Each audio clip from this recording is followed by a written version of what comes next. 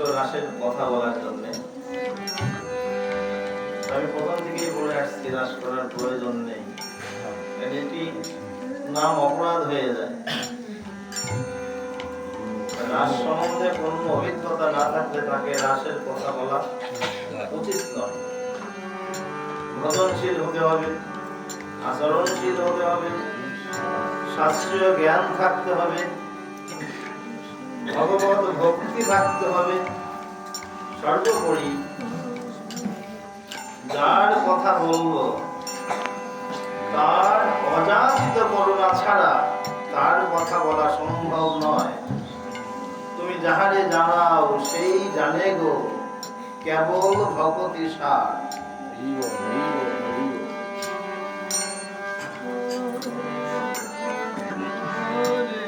কলিযুগের শ্রেষ্ঠ ধর্ম হচ্ছে নাম সংকীর্তন, নাম যজ্ঞ। এই নাম কীর্তন করুন, জপ করুন, শ্রবণ করুন, শুনলেই মঙ্গল। শ্রবণ মঙ্গলম। বুঝি আর না বুঝি, বুঝো বা না বুঝো কেহ, শুনিতে শুনিতে সে হোক অদ্ভুত চৈতন্য চরিত। বুঝিবে রসের রীতি, পাইবে পরম প্রীতি, শুনিলেই হইবে বড় হিত। শুনলেই মঙ্গল, জপলে মঙ্গল, কীর্তনে মঙ্গল। আমরা বহু জন্মের সুকৃতির ফলে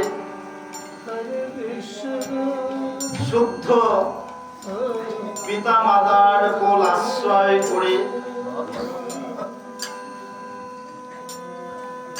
একটু সুখের জন্য, একটু শান্তির জন্য এই ভক্তের সঙ্গে এসে গড়াগড়ি দেই, নামে ডুবে যাই, নামামৃত আস্বাদন করি।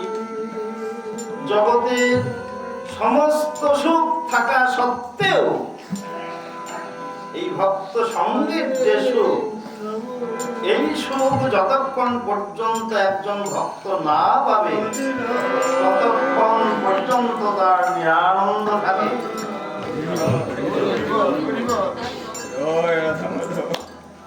চাতক পাখি যেমন ধরিত্রীর এত জলাশয় থাকতেও তার তৃষ্ণা নিবারণ হয় না, কখন আকাশে মেঘ জন্মাবে, এক ফোঁট বৃষ্টির পানি তার মুখে পড়বে, তখন তার সমস্ত তৃষ্ণা যেমন নিবারণ হয়ে যায়। তদ্রূপেই জাগতিক সমস্ত সুখ থাকার পরেও আমাদের সুখ নেই কেন? ভক্ত সঙ্গের অভাবে। তাই ভক্ত এই ভক্ত সঙ্গের কামনা করে থাকে। এই নাম যজ্ঞ ভূমিকে রাসস্থলী বলা হয়। আমরা যে নাম জপি, কীর্তন করি, আমাদের এই নাম সম্পর্কে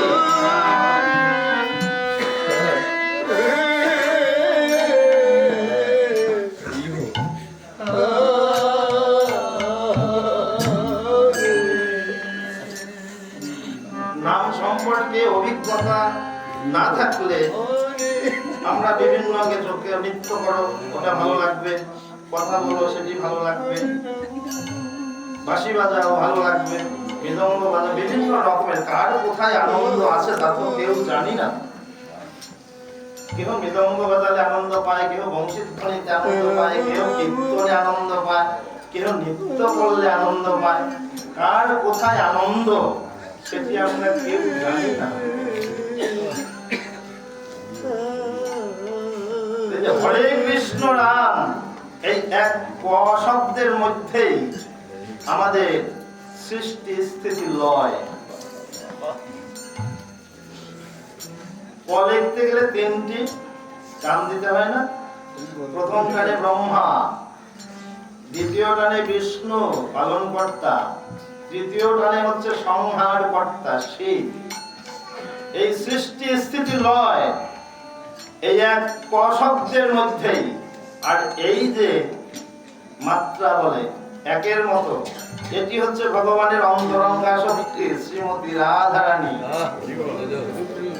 এক কর মধ্যে কিন্তু সৃষ্টি, স্থিতি, লয় এবং তার আনন্দদায়িনী শক্তি, যেটা আহ্লাদিনী শক্তি বলা হয়, শ্রীমতী রাধারানী।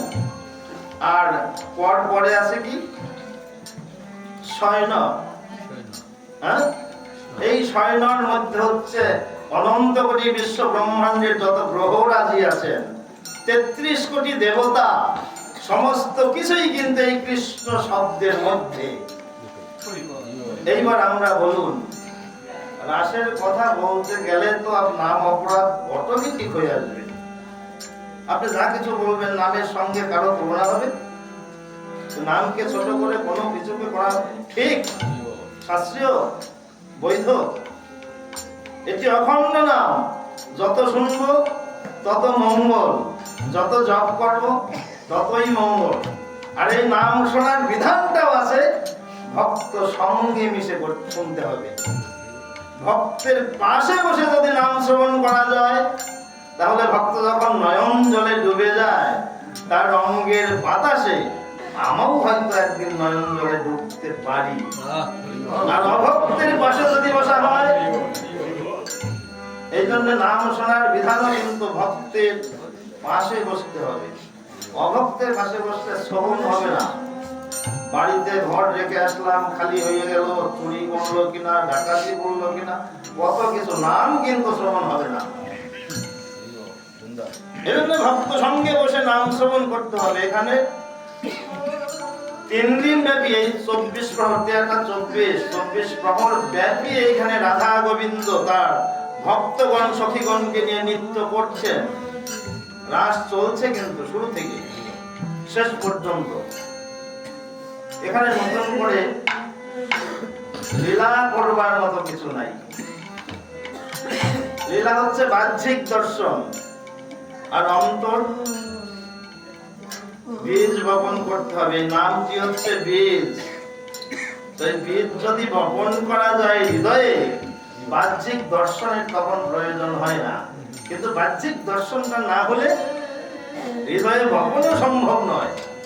এর জন্য ভাগবতীয় কথা শ্রবণ করতে হবে, ধর্মীয় আলোচনা শুনতে হবে। ভাগবত, এই জন্য নাম যজ্ঞের প্রারম্ভেই কিন্তু ধর্মীয় আলোচনা সভা হয় অথবা ভাগবত পাঠ হয়। সেখানে আমরা এই জমিকে তৈরি করব। উপযুক্ত ভূমি যখন তৈরি হবে, তখন এই নামের বীজ পড়লেই নাম প্রেমে তিনি ডুবে যাওয়ার ভাগ্য পাবেন।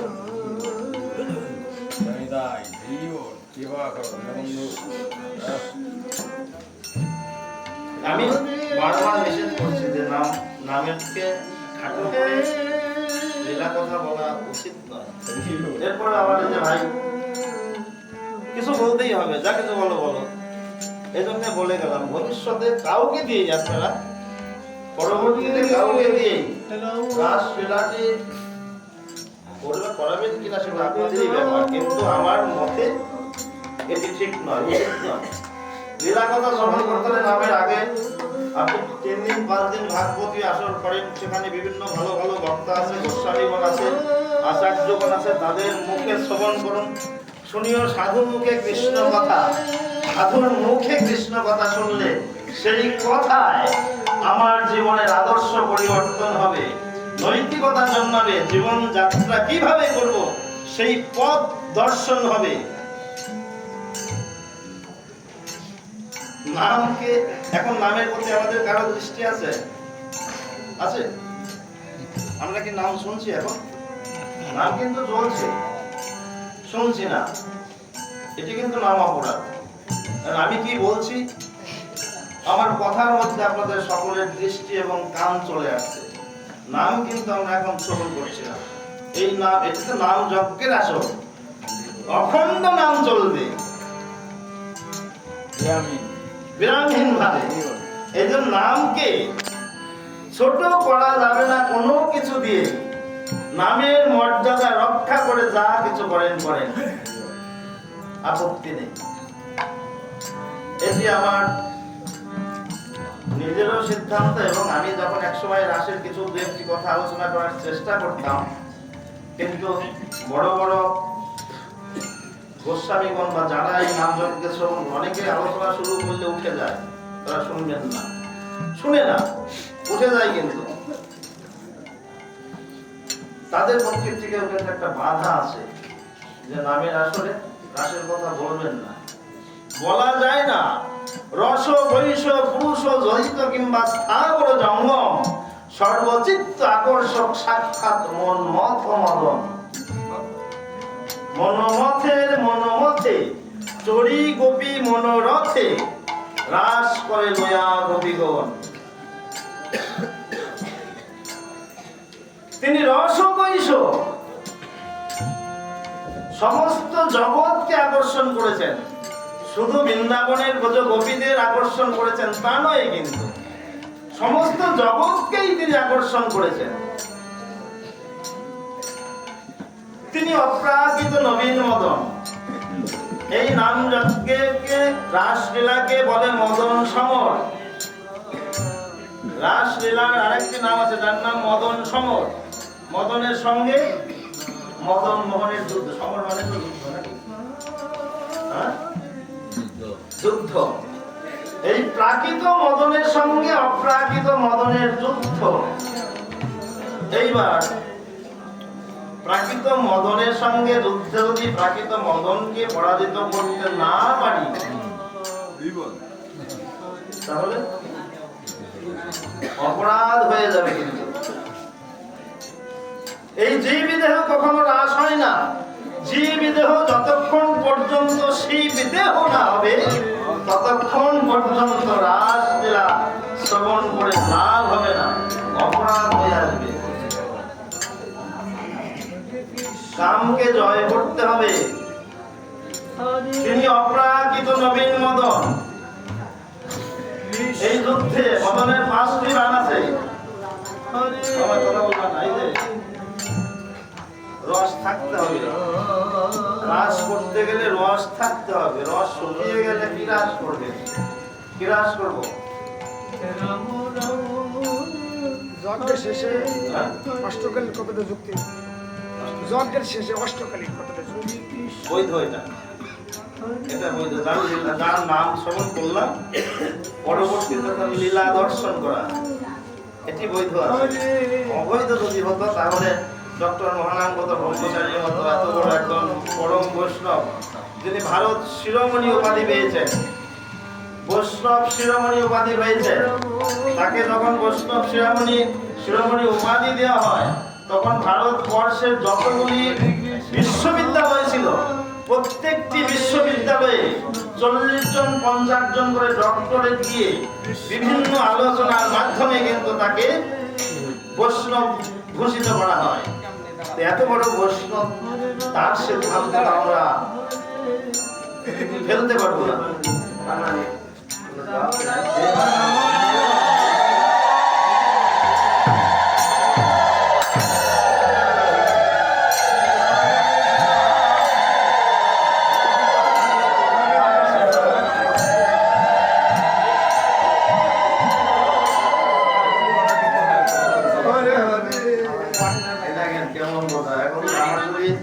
আমার এখন কোন বৈষ্ণবের প্রতি যদি আমার প্রণাম করার বাসনাও থাকে, আমি এখন কি করে প্রণাম করবো বলেন?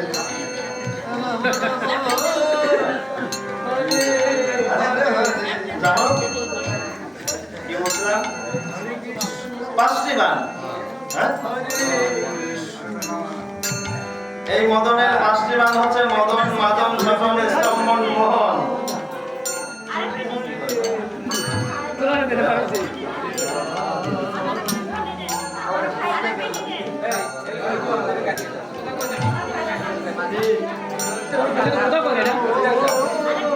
আরে এই যে প্রথম অক্ষর আমি কিন্তু উচ্চারণ করতে পারবো না, উচ্চারণের কোনো বিধান নেই।